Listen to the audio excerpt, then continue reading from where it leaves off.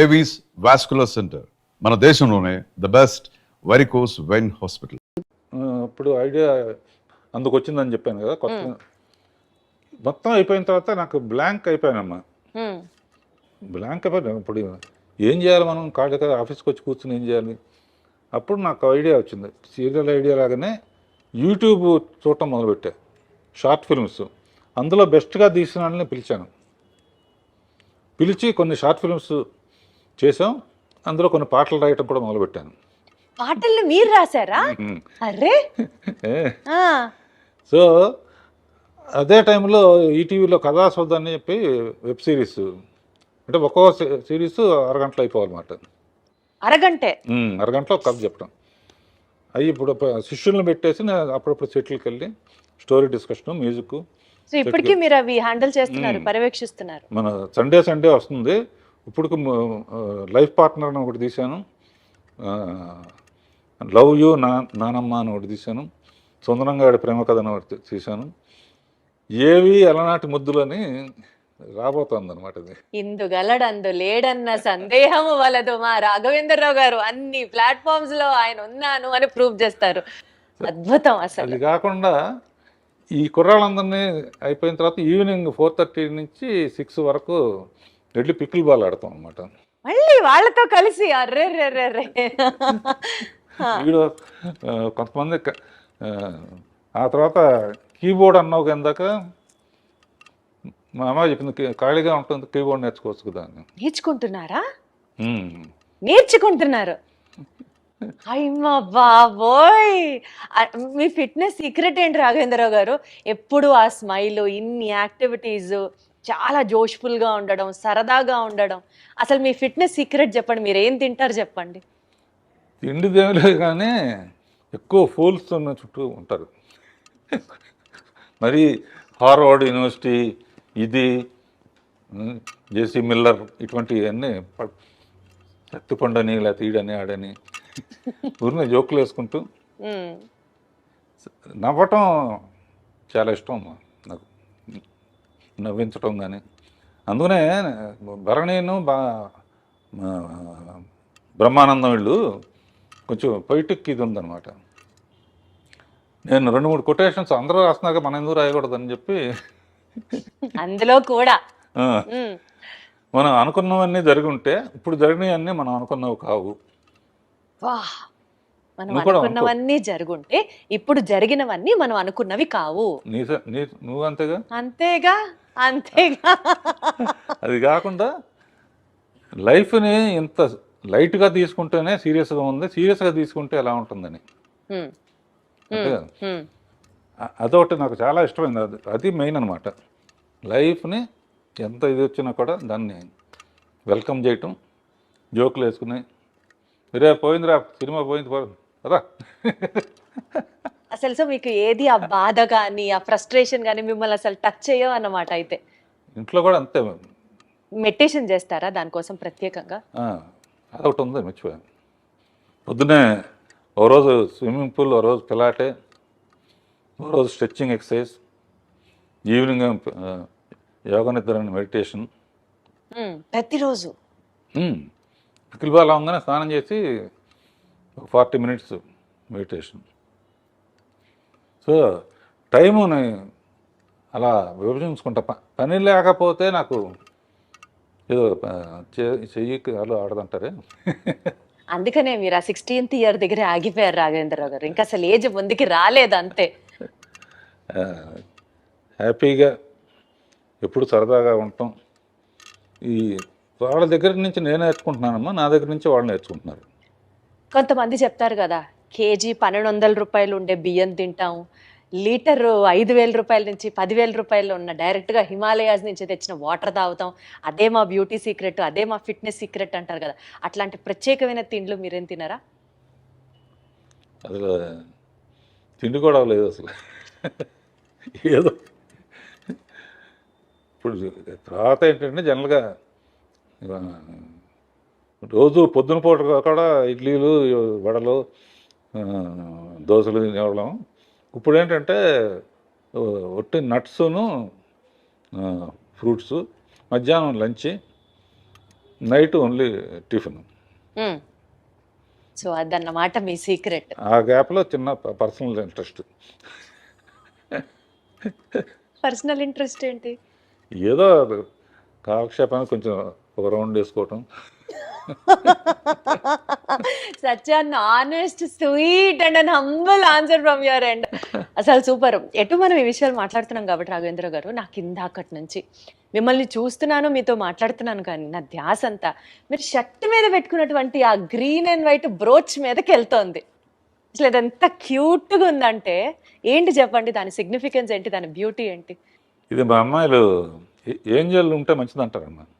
Angel Angel ఇళ్లలో కూడా Angel బొమ్మ పెడితే చాలా, లేకపోతే నువ్వు కూడా పెట్టుకో ఇంట్లో, ఇది పెట్టుకో అని చెప్పి మా పిల్లలు ఇచ్చారు. ఇది వాళ్ళు ఇచ్చిందంటే నాకు వాళ్ళంటే నాకు ఎంత ప్రేమో, ఇది అంటే అంత ప్రేమ అనమాట. దీంతో చాలామంది అడుగుతారు, ఇది ఎక్కడ పోతుందో అని చెప్పి 2-3 ఒక్కోసారి పడిపోవచ్చు కదా. ఒకటి మట్టుకు అందరూ 2-3 ఎప్పుడూ పెట్టుకుంటాను. ఒకటి మట్టుకు ఎక్కడ పడాలో అక్కడ పడుతుంది. గొప్ప వ్యక్తి అక్కినేని నాగేశ్వరరావు నిర్యాణం చెందినప్పుడు అన్నపూర్ణ స్టూడియోలోనే ఇది చేశారు. ఫైర్ లాస్ట్ రైట్స్ అన్ని అక్కడ చేశారు. నాగార్జున ఎక్కువ ఎమోషనల్ అయితే నెల్లి గట్టిగా కావాలని ఇంటికి వచ్చి చూస్తే ఇది లేదు, అందులో పడిపోయింది అన్నమాట. అందుకనే ఎప్పుడు సేఫ్టీకి దానికి నేను చాలా హ్యాపీగా ఫీల్ అయ్యాను. ఒక గొప్ప వ్యక్తికి ఇలా అనేక మెట్టు మీద మెట్టు. ఎల్వి ప్రసాద్ గారు అనేవారమ్మా. అంటే ఆయన సినిమాలో చైల్డ్ ఆర్టిస్ట్గా కూడా చేశాం. నేనంటే బాగా ఇష్టం ఆయనకి. రాఘవేంద్రరావు సినిమా పెద్ద హిట్ అయిందని వాళ్ళ అబ్బాయి చెప్పాడు అనుకో, రాఘవేంద్రరావు ఎంత పైకి వెళితే ఎక్కడం ఇది పడిపోకుండా ఉండడం బాధ్యత, పడిపోకుండా చూడటం. ఎంత హైట్ వెళ్తే అంత బాధ్యత పెరుగుతుంది. అట్లా is a beautiful journey all over. ప్రత్యేకంగా అండి, సీనియర్ ఎన్టీఆర్ గారితో మీరు చేసిన ప్రతి సినిమాలో ఆడియో బ్లాక్ బస్టర్ హిట్ అంతే. చక్రవర్తి గారు మ్యూజిక్ అనుకోవచ్చు, లేకపోతే వాట్ ఎవర్, కారణాలు ఏంటో మీరే చెప్పాలి. కానీ అసలు ఆ పాటలకి మీరు దగ్గరుండి రాయించుకునేవారా, లేకపోతే ఎన్టీఆర్ గారే రాసేవారా? అసలు ఏంటి ఆ మ్యాజిక్? యాక్చువల్గా అమ్మా, ఇందాక చెప్పినట్టు రామారావు పిక్చర్ రాగానే ఎట్టి పరిస్థితుల్లో సక్సెస్ చేయాలి అన్నది ఒక అప్పటికి ఏంటంటే నాగేశ్వరరావు డ్యాన్స్లు అంటే బాగా విపరీతంగా స్టెప్పులు విజిల్స్ చేసేవాళ్ళు. రామారావుకి అంత సాంగ్స్ అప్పుడు మిగతా వర్షిప్ ఉండేది, కానీ ముందు అది కూడా కవర్ చేయాలని చెప్పేసి నా బిలీఫ్ ఎప్పుడు సాంగ్ హిట్ అవ్వాలన్నా ఇది చెప్తున్నా దాని లీడ్ సీన్ బాగుండాలి. సో సాంగ్స్లో ఆయన ఫెయిల్ అవ్వకూడదు అనుకుని ఆరేసుకోబాయి పారేసుకున్నాను అనే అడవి రౌండ్ల పాట మాధవన్ గారు మ్యూజిక్. ఆ పాట అప్పుడు ఏంటంటే హీరో కోసం పరిగెత్తుకుంటూ వస్తుంటే నీళ్ళలో పడిపోతుంది. ఆయన వచ్చే లోపల ఆరేసుకోవాలని చెప్పి లీడ్ అలా తీసుకు ఈ లోపల ఆయన వచ్చేస్తున్నాడు. ఆడియన్స్ ఎంత మంచి వాళ్ళు అంటే వస్తామంటే చీర ఎగిరిపోయింది. చెట్టు నుంచి వేసుకోబోయి పారేసుకున్నానంటే ఓ ఏళ్ళలో డబ్బులు అంటే టేక్ ఆఫ్ ఉంటేనమ్మా. అక్కడి నుంచి ఇక పాటల్లో కూడా ఆయన కూడా అందులో కృషి ఉంటే మనుషులు దృష్టిలో అవుతారులో ఎన్లైట్మెంట్ ఆఫ్ సోషల్ ఇది ఒక మోటివేషన్ సాంగ్.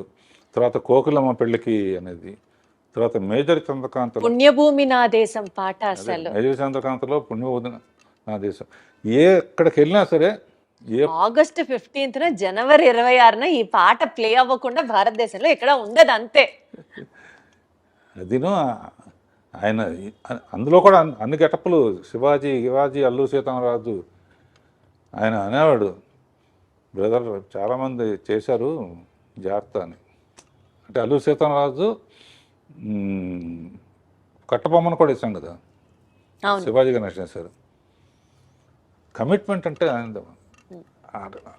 గెటప్లన్నీ ఆయన గద తయారు చేసిన అన్ని డిజైన్ ఆయన ఇస్తాడు. ఎన్టీఆర్ గారే డిజైన్ చేసేవారా? బాగా ఆ వీర ఇప్పుడు సాంగ్లో చూసి తెలుస్తుంది. ఘటబ్రహ్మ గెటప్ సంకెళ్లతో మొత్తం ఇట్లా బంధిస్తుంటే దాన్ని చీల్చుకొని నడవాలి ఆయన. మన ప్రొడక్షన్ వాళ్ళు ఉంటాయి, కార్లో కంఫర్టబుల్గా ఉండదని ప్రొడక్షన్ తెప్పించుకుని టిఫిన్ క్యారియర్లో నింపుతామే, అందులో ఎక్కొచ్చాడు ఆయన. ఎక్కొచ్చి ఇట్లా దిగితే అట్లా కదా. ఓ బెంగళూరు ప్యాలెస్లో తీసాం, ఎవరు కట్టాలిరా పన్ను. అమ్మో ఇక ఆయన టాపిక్ సౌందర్యలో టాపిక్ వచ్చినప్పుడు నేను తట్టుకోలేక ఏడ్చేసాను. ఇప్పుడు కూడా లైట్ గా మీ కళ్ళు చెమరుస్తున్నాయి, అర్థం అవుతుంది. అంటే నాకు ఆయన లేకపోతే అసలు అంటే అంత బాగా చూసుకున్నారు.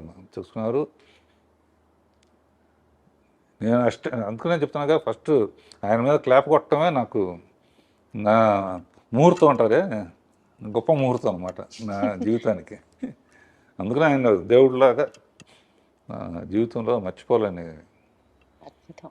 మీరు అలాగా ఇప్పటికీ తలుచుకుంటూ సందర్భం వచ్చినప్పుడు అల్లా ఆయనకి కృతజ్ఞతలు చెప్పడం అంటే మీ గొప్పతనం అంతే. పాటల ప్రస్తావన వచ్చింది కాబట్టి శ్రీదేవి గారితో మీరు 24 సినిమాలు చేశారు. అసలు మీరు చేసినటువంటి హిట్ సాంగ్స్ గురించి మాట్లాడుకుంటూ వెళ్తే ఒక ఎపిసోడ్ మొత్తం దాని గురించే చేయాలి. But one of my favourites కానీ ఈ జనరేషన్లో కూడా ఈ ఇన్స్టాగ్రామ్, ఫేస్బుక్, యూట్యూబ్లో రీల్స్ అని చేస్తూ ఉంటారు. ఇప్పటికీ ఎవర్ ట్రెండింగ్ సాంగ్ సిరిమల్లె పువ్వా. అసలు ఎంత బాగుంటుందో ఆ పాట. ఈ పాట వెనకాల ఉన్నటువంటి కొన్ని జ్ఞాపకాలని పంచుకోండి సార్. శ్రీదేవిది హిస్టరీ అమ్మా, ఎవరికి జరగనే. మా ఫాదర్ పిక్చర్లో చైల్డ్ ఆర్టిస్ట్, నేను అసిస్టెంట్ డైరెక్టర్. నిద్రపోతా ఉంటే షార్ట్ రెడీ అని చెప్పి ఎత్తుకుని తీసుకొచ్చి యాక్ట్ చేయించాడు. ఒకసారి కొన్ని నాకు ఇచ్చేసేవారు ఆయన, నువ్వు చేసురా అని. మౌంట్ రోడ్లో ఎంఐ రోడ్డు దాటు అడవాడిగా రావాలి. నేనేంటి మనకు ఛాన్స్ దొరికింది బాగా తీయాలని చెప్పి అప్పుడే లైట్స్ వచ్చినాయి అనమాట. నేను ఇట్లా ఊపుతాను, నువ్వు పరిగెత్తుకొచ్చా అన్నాను. లైట్లు గ్రీన్ పడింది, ఊపాను. కార్లలో వస్తాయి, ఆ సెన్స్ పోయింది. అయ్యో, లక్కీగా ఆ షాట్ కూడా అందులో ఉంటుంది. జస్ట్ ఎడ్జి తగిలి పడిపోయింది. పడి అన్కాన్షియస్ అయిపోతే ఎత్తుకుని నాకు జైలు ఇవన్నీ కనపడి అనమాట. అయ్యో, ఏమవుతుందా, ఏ రిస్క్ అవుతుందా. అలా స్టార్ట్ అయ్యింది. ఆ తర్వాత పెద్దమ్మాయి అయిన తర్వాత ఫస్ట్ అటు ఇటుగా ఉన్నాయి. తమిళ్ 14-15 బాగా. సో దానికన్నా బాగా తీయాలన్న ఛాలెంజ్తో ఆ సిరిమల్లె పువ్వ పాట ఒరిజినల్లో కూడా భారతరాజు గారు చాలా బాగా తీశాడు. నేను ఇందులో నా ఇది బొప్పాస్కాయ దానికో ఏ ప్రోగ్రాంకి వెళ్ళినా కూడా కంపల్సరీగా నాకు ఆనందం ఏంటంటే, శ్రీరామనవమికి రామదాస్ పాటలు వేస్తారు, కొండ మీద అన్నమయ్య పాటలు వేస్తారు. ప్రోగ్రామ్స్లో ఆగస్ట్ 15 అంటే మేజర్ చంద్రకాంత్ పాటలు వస్తాయి. సిరిమల్లె పువ్వ అబ్బనీతేందబ్బా. అసలు ఆ పాట గురించి మీరు చెప్పద్దు. బ్లూ కలర్, నేను చిరంజీవి గారి బర్త్డే సెలబ్రేషన్స్ ఒక ఈవెంట్ హోస్ట్ చేశాను. ఆ ఈవెంట్కి వెళ్ళేటప్పుడు నా కాస్ట్యూము శ్రీదేవి గారి కాస్ట్యూము, బ్లూ చీర, బ్లూ బ్లౌజ్, ప్లెయిన్ అనమాట. ఎగ్జాక్ట్గా అబ్బనీతి అని దెబ్బ నాకు అది కళ్ళ ముందర ఉంటుంది. నాకే కాదు, చాలా మందికి వీరాభిమానులు ఉన్నారు ఆ పాటకి. అలా పాటకి ఛాలెంజ్ అమ్మ. మా ఆపరేట చేమ చెట్టు అదొకటి మర్చిపోలే. కిరాణి లేకపోతే నేను మిల్క్ చేయలేను అనే ఫీలింగ్ వచ్చేస్తున్నాను. ఈ 50 years బ్లాక్ బస్టర్ ఇయర్స్గా మాకు అందించి మీ మొత్తం ఎక్స్పర్టైజ్ కానివ్వచ్చు, మీ స్కిల్ కానివ్వచ్చు, సినీ రంగంలో మీరు పెట్టినటువంటి, మీరు చూపించినటువంటి, మీరు చేసినటువంటి సర్వీస్ మాకు బోలెడన్ని ఎక్స్పీరియన్స్ని మిగిల్చడంతో పాటు సార్, ఎంత ఎదిగినా ఒదిగి ఉండాలి అన్న ఒక నేచర్, అండ్ మోస్ట్ ఇంపార్టెంట్లీ లైఫ్ని సీరియస్గా తీసుకోకుండా సరదాగా తీసుకుంటే అంతకంటే బ్యూటీ ఇంకొకటి లేదు అన్నది చెప్తూ, రెస్పాన్సిబిలిటీతో పాటు మోస్ట్ ఇంపార్టెంట్లీ మీరు పెట్టినటువంటి హార్డ్ వర్క్ నెక్స్ట్ జనరేషన్స్కి డెఫినెట్లీ ఒక ఇన్స్పిరేషనల్ పర్సనాలిటీగా మీరు నిలుస్తారు, ఉండిపోతారు మా మనసుల్లో. మరొక్కసారి మీకు శుభాకాంక్షలు తెలియజేసుకుంటూ thank you so much Raghavendra Rao గారు. Thank you ma'am. Thank you audience. I డ్రీమ్కి thank you.